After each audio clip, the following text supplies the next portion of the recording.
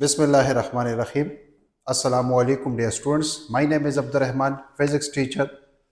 YouTube के channel से आप लोगों से मुखातिब हूँ physics with Abdur Rahman. Chapter number 6 which is fluid dynamics, जिसका आज हम डिस्कस करने वाले हैं लेक्चर नंबर 2। जो स्टूडेंट्स नए हैं वो पहले फर्स्ट लेक्चर को देख लें, तब सेकंड लेक्चर को जो है उसको खूब समझ आएगी। Let's start.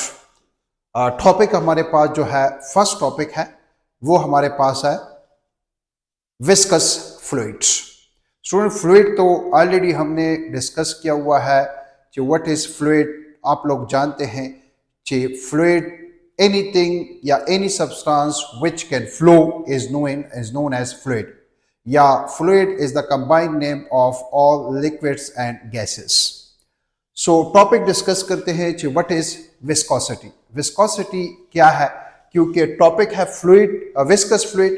तो फ्लूइड तो स्टूडेंट हम जानते हैं, हम विस्कोसिटी को थोड़ा सा जो है समझने की कोशिश करते हैं कि what is viscosity. So viscosity students मैंने डिफाइन किया हुआ है कि the opposition offered by the different layers of a fluid to its flow is called viscosity. The opposition किसको कहते हैं? रेजिस्टेंस को कहते हैं।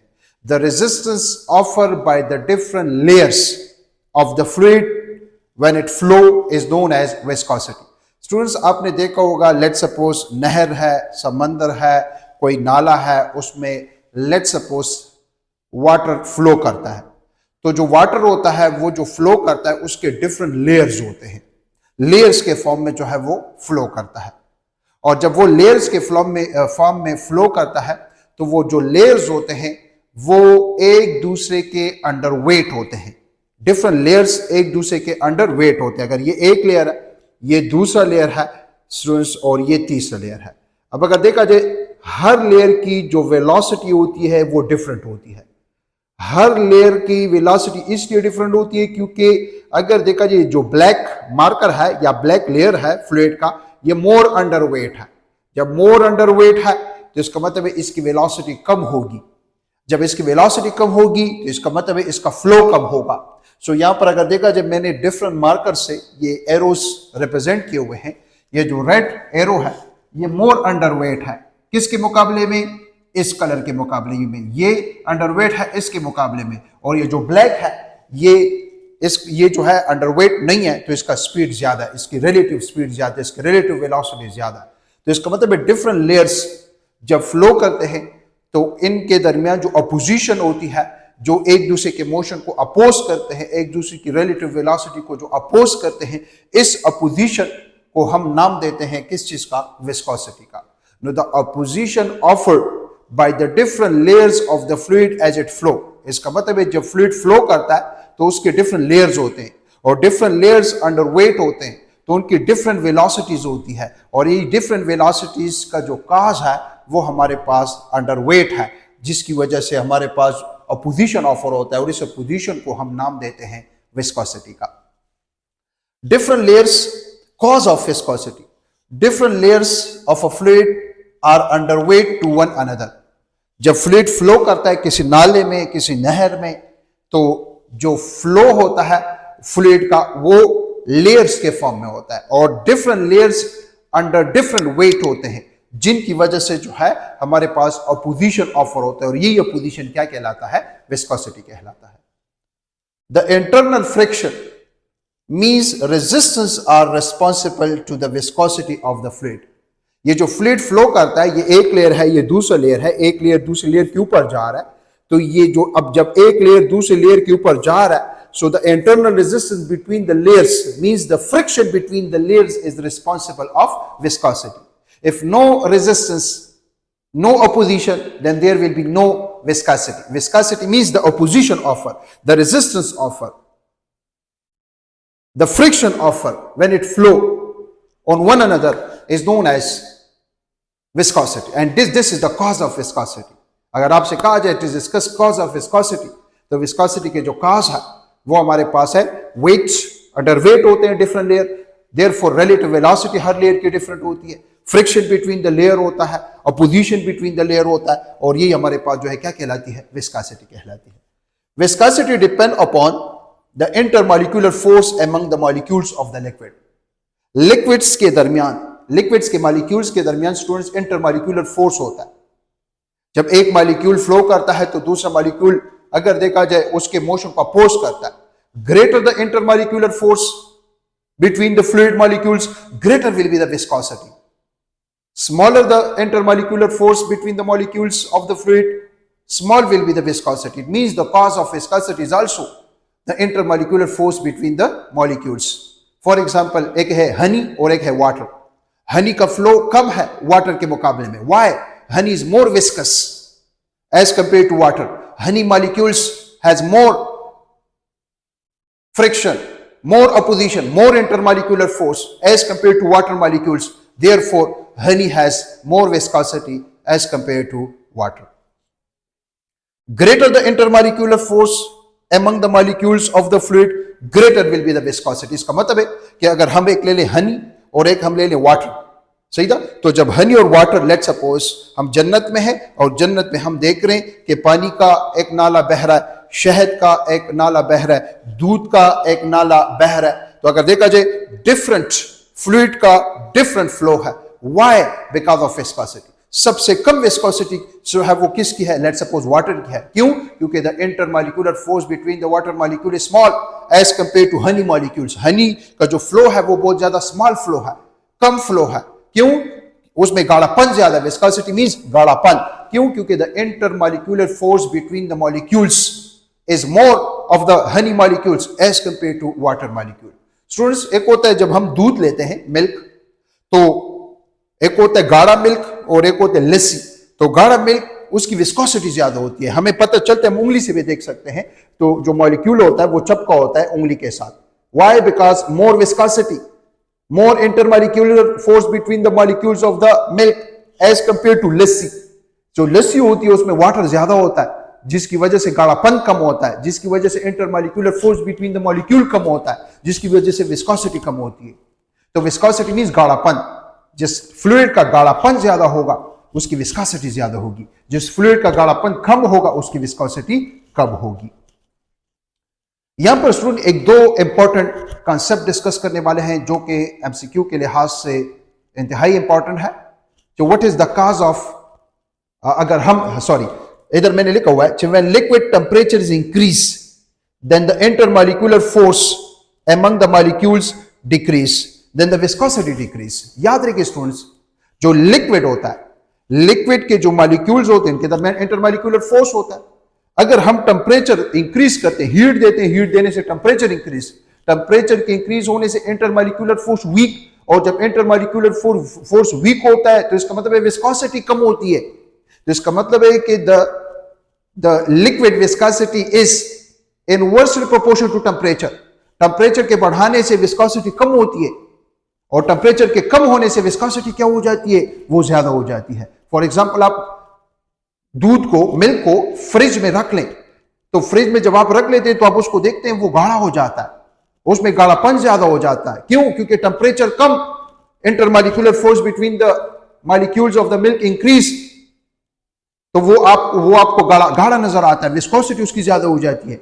लेकिन वही दूध अगर आप जो है किसी चूल्हे पे रख ले, उसको आप टेम्परेचर दे दें, तो टेम्परेचर देने से, हीट देने से इंटरमॉलिक्यूलर फोर्स वीक हो जाते हैं, उसकी विस्कोसिटी कम हो जाती है। तो स्टूडेंट्स याद रखें, आपसे पूछा जा सकता है कि जो लिक्विड होता है, लिक्विड की विस्कोसिटी को हम किस तरह कम ज्यादा कर सकते हैं?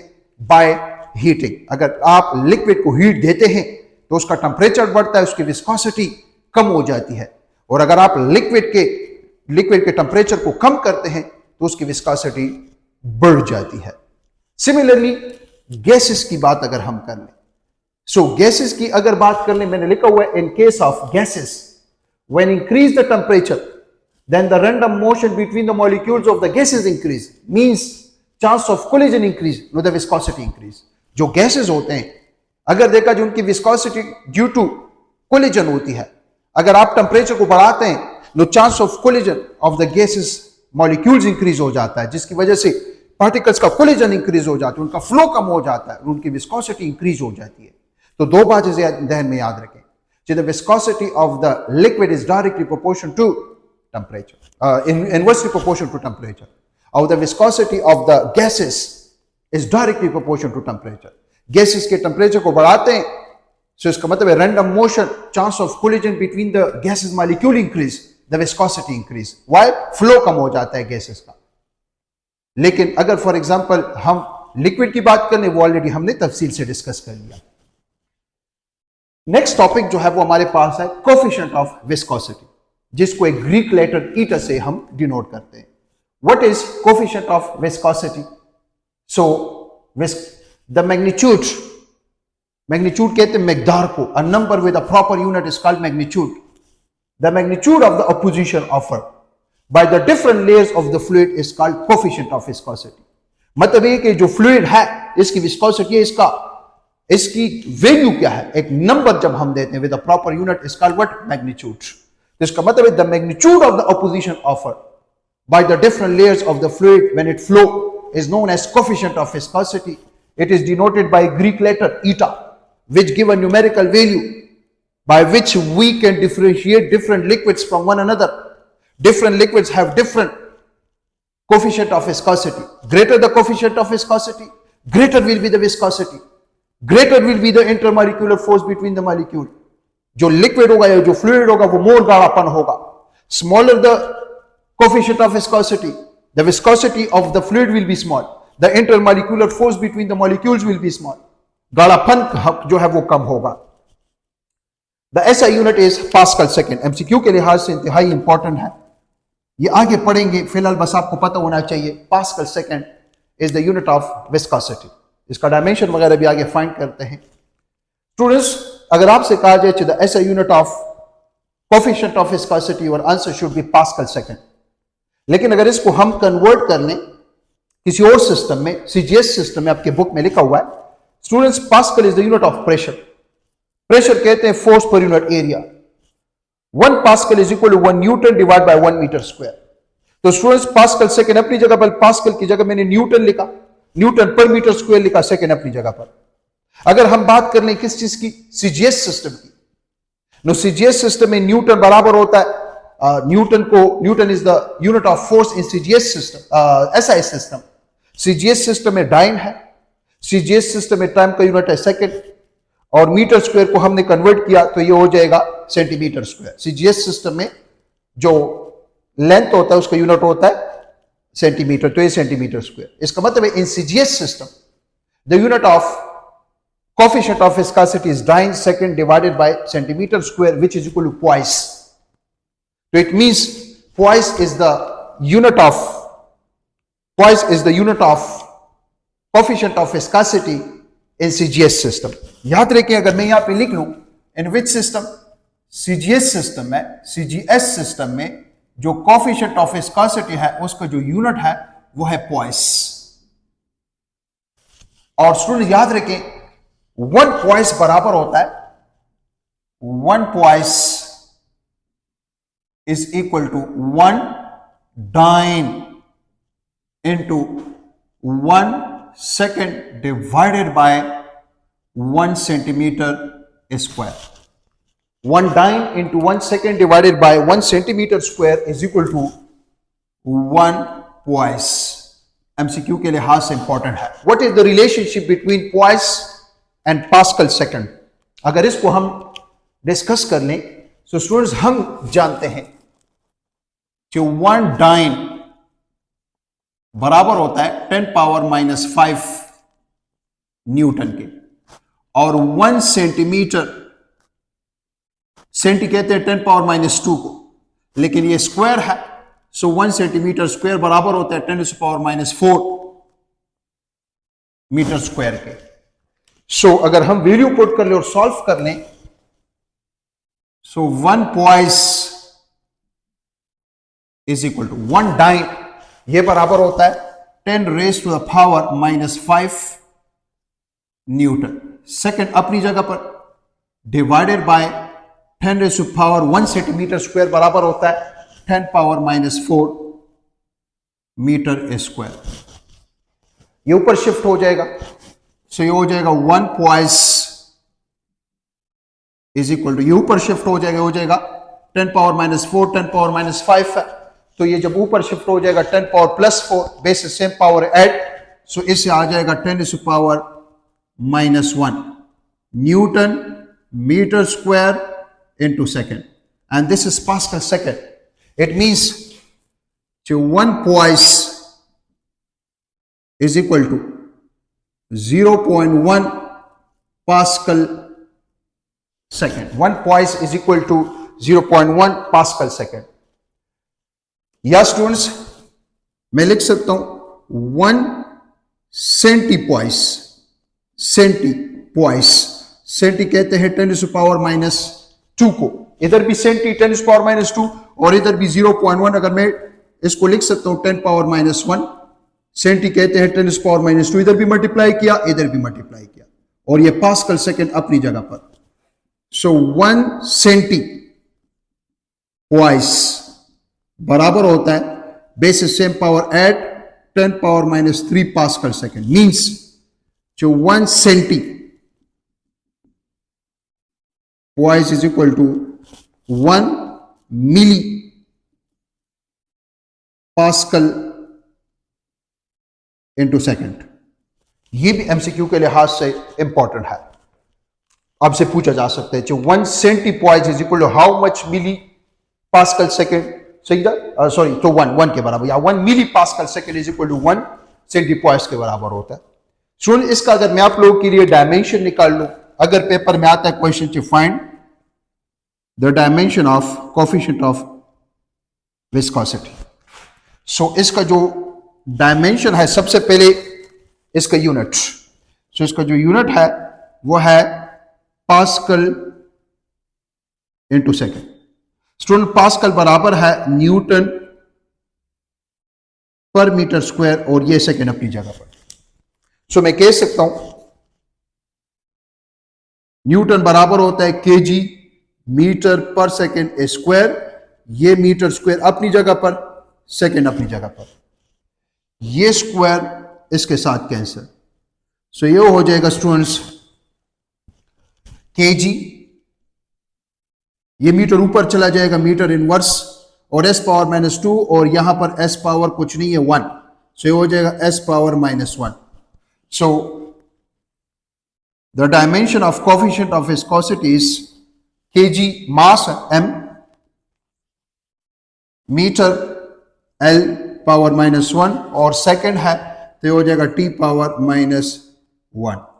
This is the dimensional formula of coefficient of viscosity. So ये हमारे पास जो है कि इंपॉर्टेंट लेक्चर था, इसको सुने। जो भी क्वेश्चन है स्टूडेंट्स आप लोगों का, ऊपर मेरा नंबर है, उस पर आप कमेंट कर सकते हैं या उस पर आप मैसेज कर सकते हैं, व्हाट्सएप नंबर है। थैंक यू सो मच, दुआओं में याद रखें, बेस्ट ऑफ लक, खुदा हाफिज।